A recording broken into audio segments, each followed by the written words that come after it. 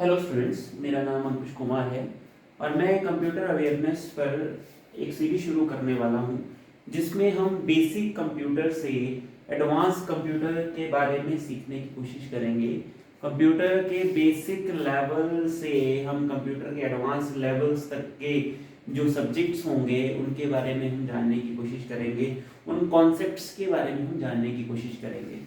तो आज की वीडियो में हम कंप्यूटर की बेसिक डेफिनेशन के बारे में पढ़ेंगे और देखेंगे कि कंप्यूटर से जुड़ी हुई कौन कौन सी जो नई चीज़ें हैं वो हमारे सामने आती हैं। ठीक है, तो सबसे पहले हम फोकस करेंगे आज डेफिनेशन पे कंप्यूटर की। तो मैं यहाँ पर लिखने वाला हूँ कि हमारे पास कंप्यूटर क्या होता है। पहला हमारे पास इसमें डेफिनेशन के बारे में हम बात करेंगे।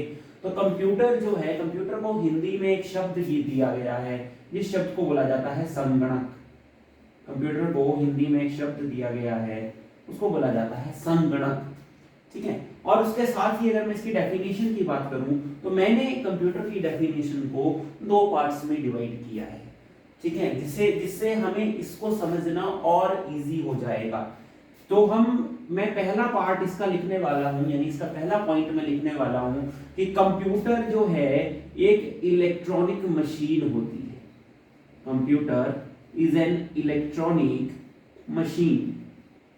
ये डेफिनेशन जो है हमें हर जगह पर, हर किताब में देखने को मिल जाती है कि कंप्यूटर एक इलेक्ट्रॉनिक मशीन होती है। ये जो इलेक्ट्रॉनिक शब्द है यहाँ पर, ये इलेक्ट्रॉनिक शब्द कहाँ से निकल कर आया है इसके बारे में थोड़ा सा हम आइडिया ले लेते हैं। इलेक्ट्रॉनिक शब्द जो है ये इलेक्ट्रॉनिक्स से निकल कर आया है। इलेक्ट्रॉनिक शब्द जो इसमें यूज हुआ है ये कहां से निकल कर आया है? ये इलेक्ट्रॉनिक्स शब्द से निकल कर आया है। और अगर इलेक्ट्रॉनिक्स के बारे में हम जानने की थोड़ी सी कोशिश करें तो इलेक्ट्रॉनिक्स जो है ये एक ब्रांच होती है फिजिक्स की। It is a branch of physics. इस चीज को समझना है कि computer is an electronic machine, और इलेक्ट्रॉनिक का मतलब जो कहां से निकल कर आया है, यानी ये शब्द कहां से निकल कर आया है, ये इलेक्ट्रॉनिक्स से निकल कर आया है। और इलेक्ट्रॉनिक्स जो है एक ब्रांच है फिजिक्स की। फिजिक्स की एक ब्रांच होती है इलेक्ट्रॉनिक्स। इलेक्ट्रॉनिक्स में हम क्या कर रहे होते हैं? इलेक्ट्रॉनिक्स में हम इलेक्ट्रॉन्स के बारे में बात कर रहे होते हैं। इलेक्ट्रॉनिक्स में हम किसके बारे में बात कर रहे होते हैं? इलेक्ट्रॉन्स के बारे में बात कर रहे होते हैं। इलेक्ट्रॉन्स के इफेक्ट्स की स्टडी करते हैं, इलेक्ट्रॉन्स के इफेक्ट्स की स्टडी करते हैं और उनके एंड देयर बिहेवियर, उनके बिहेवियर के बारे में बात करते हैं। ठीक है, तो आपने याद रखना है कि कंप्यूटर एक इलेक्ट्रॉनिक मशीन है, और मशीन जो ये इलेक्ट्रॉनिक शब्द निकल कर आया है ये इलेक्ट्रॉनिक से निकल कर आया है, और इलेक्ट्रॉनिक्स ब्रांच ऑफ फिजिक्स है। ठीक है, और उसके अंदर हम इलेक्ट्रॉन्स की स्टडी कर रहे होते हैं, उनके इफेक्ट्स और उनके बिहेवियर की स्टडी कर रहे होते हैं। साथ ही हम लोगों के पास यहाँ पर कुछ इलेक्ट्रॉनिक कंपोनेंट्स रहते हैं इलेक्ट्रॉनिक्स के अंदर, जिनके बारे में हम बात करेंगे। ठीक है, तो इलेक्ट्रॉनिक कंपोनेंट, इलेक्ट्रॉनिक्स में इलेक्ट्रॉनिक कंपोनेंट्स में लिख लेता हूँ। इलेक्ट्रॉनिक कंपोनेंट्स में हम बात करेंगे गेट्स के बारे में। गेट एक इलेक्ट्रॉनिक कंपोनेंट हमारे पास होता है, एक इलेक्ट्रॉनिक सर्किट है हमारे पास है। ठीक है, गेट होगा। उसके बाद हम लोगों के पास ट्रांजिस्टर्स होंगे, ट्रांजिस्टर्स। उसके बाद अगर हम और आगे चले तो हम लोगों के पास फ्लिप फ्लॉप्स होंगे, फ्लिप फ्लॉप्स। और आगे और देखिए तो हमारे पास रजिस्टर्स होंगे, रजिस्टर्स। और इसी तरह से हमारे पास बहुत सारे इलेक्ट्रॉनिक सर्किट्स हैं। ठीक है, बहुत सारे इलेक्ट्रॉनिक सर्किट्स हैं। ठीक है, तो आपने ये समझना है कि कंप्यूटर को इलेक्ट्रॉनिक मशीन क्यों बोला गया है, क्योंकि ये इलेक्ट्रॉनिक्स पे बेस्ड है। इसके अंदर इलेक्ट्रॉनिक सर्किट होते हैं। Electronic circuit means electron based circuits होते हैं, जैसे कि गेट हो गया है, ट्रांजिस्टर्स हो गए, फ्लिप फ्लॉप हो गए, रजिस्टर्स हो गए। थोड़ा सा आइडिया जो है मैं यहाँ पर आपके साथ एक फ्लिप फ्लॉप पे लूंगा और रजिस्टर के ऊपर लूंगा, और आपको बताऊंगा कि ये फ्लिप फ्लॉप क्या होते हैं, रजिस्टर्स क्या होते हैं, और ट्रांजिस्टर्स के बारे में बात करेंगे। तो आपने एक चीज याद रखनी है, ये जीके का क्वेश्चन भी यहाँ पे बन जाता है। Smallest component used in a computer, smallest component used in a computer क्या होता है, उसको क्या बोला जाता है, उसको ट्रांजिस्टर बोला जाता है, ट्रांजिस्टर। और इस ट्रांजिस्टर का यूज इसमें कैसे किया जा रहा है, इसका यूज एज स्विच किया जाता है, याद रखना है, ट्रांजिस्टर एज स्विच यूज किया जाता है, ठीक है। स्विचिंग के लिए हम लोगों के पास जैसे स्विच करना है, high voltage low voltage, high voltage low voltage, इस तरह से हमारे पास ट्रांजिस्टर का काम एज स्विच कंप्यूटर के अंदर किया जाता है। दूसरे केस में मैं आपको अगर बात बताऊं कि हम लोगों के पास फ्लिप फ्लॉप क्या होते हैं, फ्लिप फ्लॉप, तो फ्लिप फ्लॉप जो है एक इलेक्ट्रॉनिक सर्किट होता है। पहली बात मैंने आपको बताया, फ्लिप फ्लॉप हमारे पास एक सर्किट है, एक कंपोनेंट है, ठीक है। और फ्लिप फ्लॉप में आपने समझना है कि फ्लिप फ्लॉप जो है ये क्या कर रहा होता है, इट स्टोर्स, ठीक है, ये क्या करता है, ये स्टोर कर रहा हो, stores one bit of information, one bit of information, one bit of information. साथ ही मेरे पास एक और शब्द लिखा हुआ है विच इज रजिस्टर, तो मैं साथ ही रजिस्टर का शब्द भी यहां पे निकाल लेता हूं कि रजिस्टर क्या होते हैं।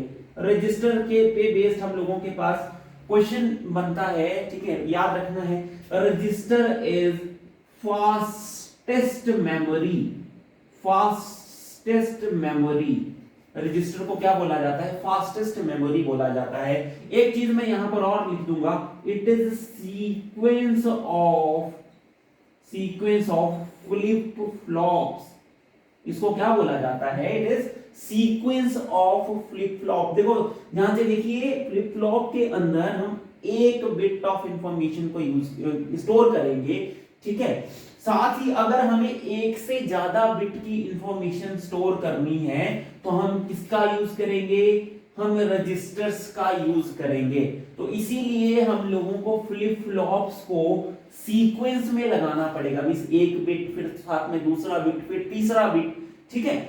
और इसके बाद हम इसको एक और यहां पर आप बोल सकते हैं कि ये सीक्वेंस ऑफ फ्लिप फ्लॉप होता है, तो it is used to store multiple bits, multiple bits of info, ठीक है, multiple, it is used to store multiple bits, आपने ध्यान में रखना है, ठीक है। तो ये मैंने इस कंप्यूटर की एक लाइन को आपको समझाने की कोशिश की है कि कंप्यूटर जो है एक इलेक्ट्रॉनिक मशीन है, ठीक है। और अब इसी कंप्यूटर की जो डेफिनेशन है उसका दूसरा पार्ट हम समझने की कोशिश करते हैं, उसके बारे में जानकारी लेने की कोशिश करते हैं। तो मैं यहाँ पे नंबर 2 लिख लेता हूं।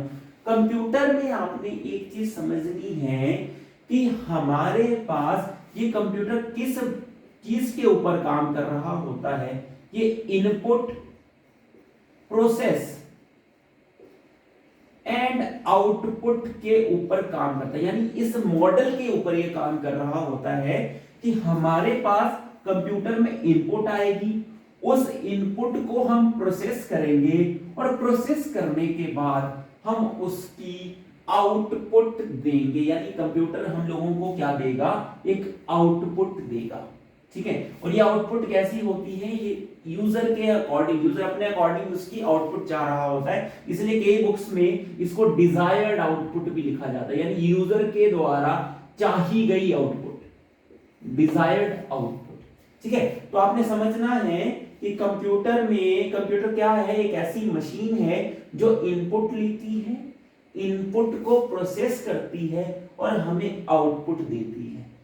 इनपुट ले रही होती है, इनपुट को प्रोसेस करती है और हमें आउटपुट दे रही होती है।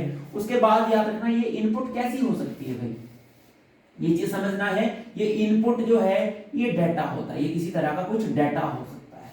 तो अब यहां पर एक शब्द हमारे पास जुड़ गया, ठीक है, ये शब्द हमारे पास क्या जुड़ा है, डाटा। तो डाटा में आपने समझना है कि डाटा क्या होता है, it is raw facts and figures, raw facts and figures, ठीक है। तो इनपुट हम लोग क्या देंगे, डाटा देंगे, और डाटा का मतलब होता है रॉ फैक्ट्स एंड फिगर्स, ठीक है। तो रॉ फैक्ट्स एंड फिगर्स जब कंप्यूटर को दिए जाएंगे उसकी प्रोसेसिंग होगी, प्रोसेस करने का मतलब उसके ऊपर हम कुछ ना कुछ ऑपरेशंस लगाएंगे, उसके ऊपर हम क्या लगाएंगे, कुछ ना कुछ ऑपरेशंस लगाएंगे, और वो ऑपरेशन जैसे ही डेटा के ऊपर लगेंगे, इस डेटा के ऊपर, इस रॉ फैक्ट्स एंड फिगर्स के ऊपर जब कुछ ऑपरेशंस लगेंगे, कुछ एग्जीक्यूशन उसके ऊपर होगी, तो वो हमें एक आउटपुट देगी। ठीक है, तो आपने एक चीज देखनी है कि जब हम डेटा को, ये डेटा मैंने यहां लिखा, जब हम डेटा को प्रोसेस करते हैं तो वो इंफॉर्मेशन बदल जाता है। इसीलिए यहां से इंफॉर्मेशन की डेफिनेशन भी निकल कर आती है कि जब डेटा को प्रोसेस कर लिया जाता है, यानी रॉ फैक्ट्स एंड फिगर्स को प्रोसेस कर लिया जाता है, तो हमारे पास क्या बन जाती है, इंफॉर्मेशन बन जाती है। क्या बन जाती है, इंफॉर्मेशन बन जाती है। तो इसीलिए इंफॉर्मेशन की जो डेफिनेशन है, कई जगह पर कई बुक्स में लिखा होता है कि हमें इसको बोला जाता है मीनिंगफुल डेटा। इसको क्या बोला जाता है, मीनिंगफुल डेटा। यानी डेटा को जब हम कुछ मीनिंग प्रोवाइड कर देते हैं तो उसको इंफॉर्मेशन बोला जाता है, या कई जगह कई बुक्स में इसको लिखा जाता है प्रोसेस्ड डेटा। तो जब हम डेटा की प्रोसेसिंग भी कर लेते हैं, ठीक है, उसको कुछ मीनिंग दे देते हैं, तो वो इंफॉर्मेशन बन जाती है। डेटा को प्रोसेस करना है, प्रोसेस करने के बाद वो इंफॉर्मेशन बन जाती है। ठीक है, तो ये हम लोगों के पास कंप्यूटर की बेसिक डेफिनेशन है। ठीक है, अच्छा, इसमें एक और चीज मैं आपको बताने वाला हूं साथ ही में। अभी हमने एक शब्द यूज किया जिसको बोला जाता है बिट। ये शब्द मैंने यूज किया जिसको बोला जाता है बिट। ठीक है, जैसे बिट के बारे में थोड़ा सा हम आइडिया ले लेते हैं कि ये बिट क्या है। ठीक है, क्योंकि बिट जो ये बिट दिए गए हैं, ठीक है, ये हमारे पास, ठीक है, इसी फॉर्म में इंफॉर्मेशन कंप्यूटर के अंदर स्टोर होती है। ठीक है, तो थोड़ा सा आइडिया बिट के बारे में लेंगे और हमारी फिर ये कंप्यूटर की डेफिनेशन जो है वो पूरी तरह से कंप्लीट हो जाएगी। ठीक है, तो कंप्यूटर में जब हम इंफॉर्मेशन को स्टोर करने की कोशिश कर रहे होते हैं तो हम बिट्स की जो ये फॉर्म है, ये जो बिट दिया हुआ है, इसके बारे में बात करते हैं। तो बिट का मतलब क्या होता है ये ध्यान में रखिए। Bit means binary digit.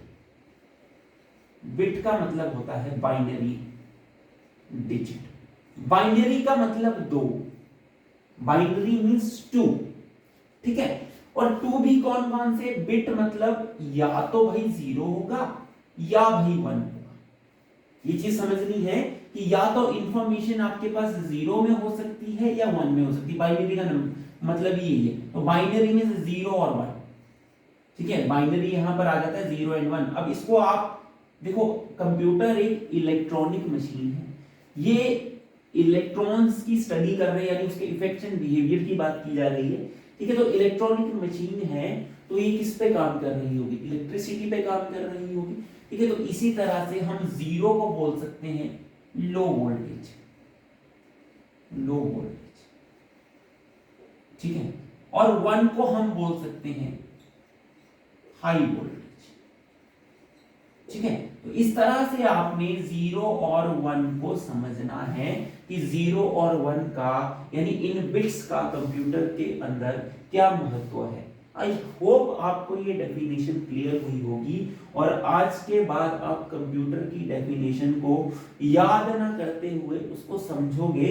ये एक इलेक्ट्रॉनिक मशीन है और ये किस मॉडल पे काम करता है, input, process and output model पे काम करता है। तो थैंक यू सो मच।